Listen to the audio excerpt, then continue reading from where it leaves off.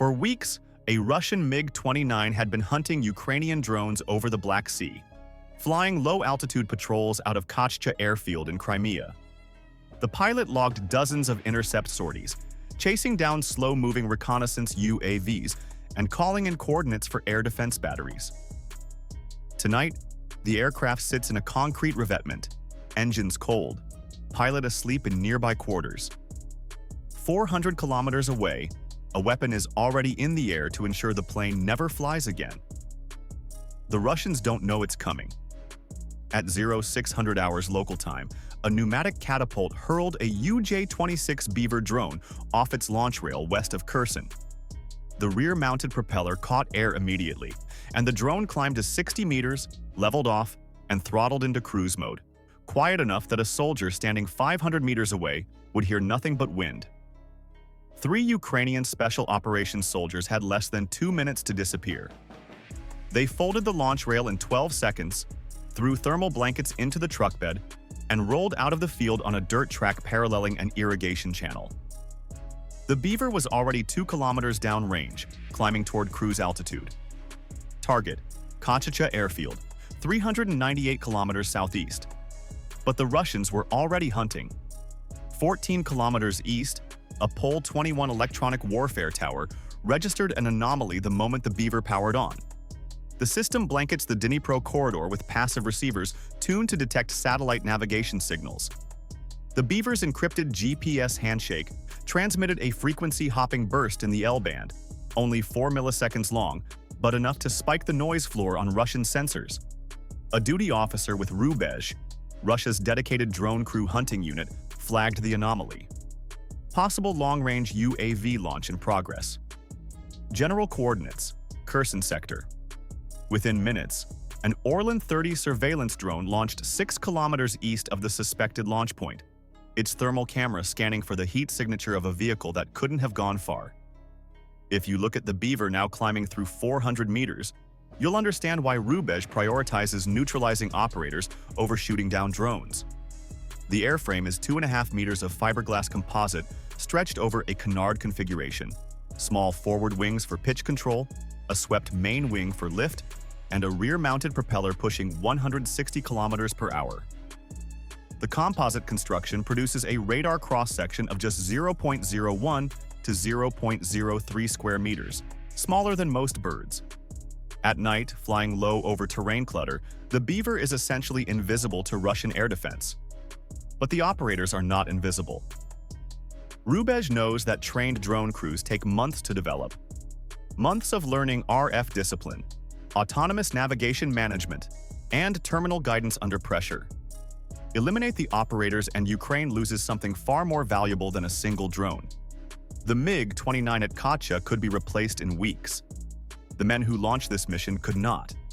The Orlan's FLIR camera operates in the 3 to 5 micron band, sensitive enough to detect a vehicle engine that shut down 20 minutes ago. Residual heat decays at roughly 2 degrees Celsius per minute, which meant the Ukrainian truck would remain visible for another 15 to 20 minutes. The Ukrainians knew this. They pulled into a collapsed barn, cut off the engine, and draped thermal blankets over the hood. For the next 8 minutes, they would sit in absolute silence while the Orlan searched overhead. On the Orlan's thermal display, a ghost image flickered where the truck had been idling. The exhaust plume from launch had dissipated, but the camera caught the fading heat bloom of compressed grass where the vehicle's tires had sat. The operator vectored toward the anomaly. That's when Rubezh dispatched 2 FPV hunter teams. If you look at the FPV drones these teams carry, you'll understand why they're so effective. Each aircraft weighs less than a kilogram, flies at 120 kilometers per hour, and carries a fragmentation charge capable of destroying a vehicle's engine block. But the real advantage is numbers. A single hunter team carries 6 to 8 FPVs, enough to saturate a search sector and force the target into a mistake. The drones fly nap of Earth 10 to 15 meters above the ground, where their small thermal signatures blend into terrain clutter and their acoustic footprint stays below ambient noise until they're within 200 meters. The FPV teams fanned out along the 2 most likely exfiltration routes, a paved road north toward Kherson and a dirt track west toward abandoned farms. Russian doctrine assumes drone operators will choose speed over concealment after launch. Staying near the launch site means certain detection. The Ukrainians took neither route. They sat in the barn, breathing shallowly, watching through. A crack in the wall as an FPV passed 400 meters to the east. The Beaver was now 50 kilometers downrange, climbing toward its cruise altitude of 800 meters. It would fly the next 350 kilometers in complete silence. No uplink, no telemetry, no emissions of any kind. The operators couldn't see where it was going. They couldn't correct its course. They had to trust the navigation system to deliver the drone to Crimean airspace while they focused on staying alive. At 0616 hours, the Orlan passed directly over the barn. Its thermal camera registered the structure as ambient temperature. No vehicle, no personnel, no target. Rubezh logged the search as inconclusive and escalated to the next phase. The Beaver crossed the Dnipro River at 0635, flying southeast toward Crimea on a heading that would take it over 200 kilometers of open steppe. No terrain masking, no cloud cover, just a composite airframe the size of a dining table cruising through radar coverage that extended 300 kilometers in every direction. And yet, Russian air defense saw almost nothing. If you look at how radar interacts with the Beaver's airframe, you'll understand why. Radar returns depend on the relationship between wavelength, target size, and aspect angle. The Beaver's composite skin absorbs and scatters radar energy rather than reflecting it cleanly back to the receiver. At grazing angles, when the radar beam hits the aircraft from below at a shallow angle, the return drops to nearly zero. Russian search radars operating in the S-band can theoretically detect a 0.03 square meter target at 40 to 50 kilometers, but only if the geometry is perfect. The Beaver's flight path was calculated to avoid these geometries. The drone flew toward the Russian MiG on pure inertial navigation. Its GPS receiver still active, but not transmitting position updates back to the operators. The inertial navigation system tracks acceleration and rotation through gyroscopes and accelerometers, dead reckoning the aircraft's position based on where it started and how it's moved since. The system drifts over time, roughly 30 to 40 meters per minute without GPS correction. But over a 400-kilometer flight, that error accumulates to less than a kilometer. Close enough for the terminal phase where the operator can take control back over. Back at the Rubezh Operations Center, analysts were running reverse vector reconstruction. When a Russian radar, or multiple radars, detects even a fleeting contact, the system logs the bearing, altitude, and time. Plotting those detections on a map creates a track. Extending that track backward projects a cone of probability toward the likely launch origin. The more detections, the narrower the cone. The Beaver had been painted twice, once by a Crimean early warning radar at 0641, and again by a mobile S-300 acquisition radar at 0649. Neither detection lasted more than 2 seconds. Neither produced a fire control solution, but together they gave Rubezh a backward bearing that pointed directly at the Kherson sector. Rubezh overlaid the reverse vector reconstruction cone with terrain analysis, dirt road density, vegetation cover, historical strike patterns, and known Ukrainian staging areas. The cone narrowed to a 20-kilometer corridor, exactly where the operators had launched. A second wave of Orlan 30s launched toward the exfiltration routes. FPV teams repositioned to cover bridges and canal crossings. Somewhere in that corridor, 3 Ukrainians were hiding in a collapsed barn, waiting for the hunt to move on. The net was tightening, and the operators couldn't warn the drone even if they wanted to, because any transmission would give Rubezh exactly what it needed. At 700 hours, the Beaver's flight computer registered a GPS anomaly. The signal strength dropped from 5 satellites to 3, then flickered to 2. The navigation solution degraded from sub-meter accuracy to a 50-meter error circle that jumped erratically across the map. Russian electronic warfare had found the corridor. The Zhetel system operates from truck-mounted platforms positioned along likely UAV approach routes. Its directional antennas broadcast GPS jamming in the L1 and L2 bands, creating noise cones that extend 30 to 50 kilometers. The jamming doesn't destroy the drone. It degrades the navigation accuracy and, more importantly, creates pressure on the operators to break radio silence. The system consists of 4 directional emitters mounted on a hydraulic mast that extends 12 meters above the vehicle. Each emitter broadcasts a 500-watt jamming signal in a 60-degree cone, and the system can rotate to cover a full 360-degree arc or concentrate all 4 emitters on a single bearing for maximum power. The jamming works by flooding the GPS frequencies with noise that overwhelms the weak satellite signals. GPS satellites transmit at just 20 watts from 20,000 kilometers away, so even modest interference can drown them out. The JTEL's effective range depends on terrain and atmospheric conditions, but under optimal circumstances, it can degrade navigation accuracy for any drone within 50 kilometers of the antenna. Tonight, 3 JTEL vehicles were positioned along the Crimean approach corridor, their coverage zones overlapping to create a continuous jamming blanket that the Beaver couldn't avoid. The Beaver's flight computer switched to INS-only mode. Drift began accumulating immediately, 35 meters per minute, compounding with every passing second. Over the next hour, the drone would wander nearly a kilometer off its programmed course. That error was still recoverable during terminal guidance, but only if the operators could re-establish contact and correct the approach. Back at the barn, the team monitored their relay station status panel.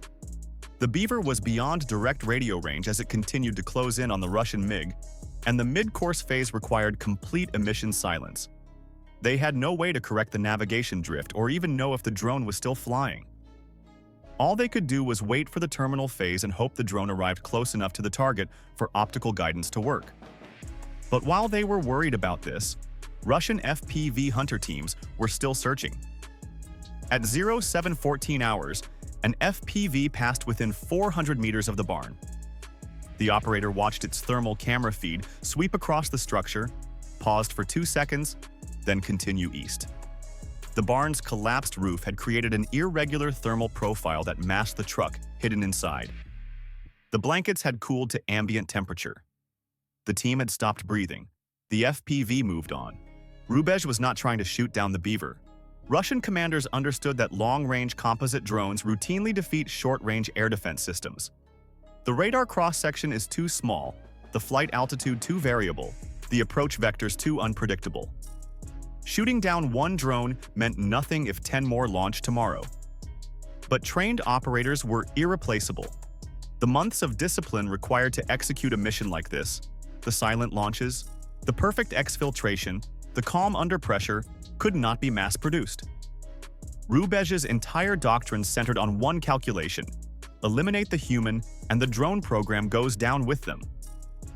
At 0721, the team restarted the truck.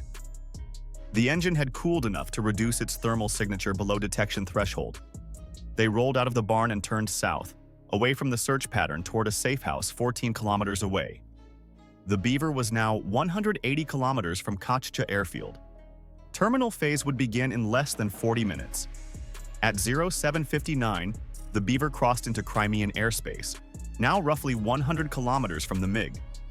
Its onboard computer activated the optical guidance camera and began transmitting a narrow-beam uplink toward the relay station hidden in Ukrainian-controlled territory. For the first time in 2 hours, the operators could see what the drone saw. The video feed was grainy, compressed for bandwidth, degraded by atmospheric interference, jittering with the 120 millisecond latency that made fine corrections feel sluggish. But Kochcha airfield was there. A gray smear of runways and revetments resolving slowly as the Beaver descended toward attack altitude. The operator identified the target, a MiG-29 parked in a concrete shelter with its nose visible beyond the blast walls. He began steering corrections. Rubej detected the uplink instantly. The Beaver's terminal guidance system uses a directional antenna to minimize detection, but even a tightly focused beam produces side lobe leakage. Stray RF energy that spills beyond the main transmission path. Russian signals intelligence arrays along the Crimean coast are calibrated to detect exactly this signature. Within 4 seconds, Rubej had a bearing. Within 8 seconds, they had triangulated the relay station's approximate position. If you look at how Russian direction finding works, you'll understand why even a narrow beam uplink can't hide. Rubezh operates a network of passive receivers along the Crimean coastline, each station equipped with circular antenna arrays that measure the phase difference of incoming signals across multiple elements. When the Beaver's uplink activated, 3 stations detected the side lobe leakage simultaneously. Each station generated a bearing line toward the transmission source. Where those 3 lines intersected on the map, Rubezh had a grid coordinate accurate to within 200 meters. The entire process from first detection to firing solution took 11 seconds. By the time the Ukrainian operator completed his first steering correction, Rubezh already knew where to shoot. The bearing pointed back toward Kherson, directly along the corridor, where the FPV teams had been searching for the past 2 hours. Rubezh fired everything: FPV drones along the triangulated bearing, a Lancet loitering munition toward the most likely vehicle route, artillery coordinates to the nearest battery for fire mission approval. The operators had no idea any of this was happening. They were focused entirely on the camera feed, watching the MiG-29 grow larger in the frame, making micro-corrections to align the Beaver's nose with the aircraft's cockpit. Latency made every input feel delayed. The drone responded a heartbeat after the command, forcing the operator to anticipate rather than react. At 08:05, an artillery shell landed 2 kilometers behind the safe house. The team froze. The relay station signal strength held steady. The shell had missed the antenna, but Rubezh had their grid coordinates now, and more shells were coming. The operator forced himself to ignore the explosions and focus on the screen. The Beaver was 2 kilometers from target, 90 seconds to impact. A second shell landed 1,000 meters east. The team's security element reported FPV drones inbound from the north. 3 contacts closing fast. The operator checked the camera feed. The INS drift, accumulated during the Zhutel jamming, had pushed the Beaver 340 meters left of the aim point. At the current heading, the drone would miss the revetment entirely and slam into an empty taxiway. He needed one correction, a 3-degree heading adjustment that would take less than 2 seconds to transmit. He sent it. The operator kept steering. The MiG-29 filled the camera frame. 60 seconds now. As the Beaver drone began its terminal dive, 3 Russian FPV drones screamed toward the transmission source at 140 kilometers per hour.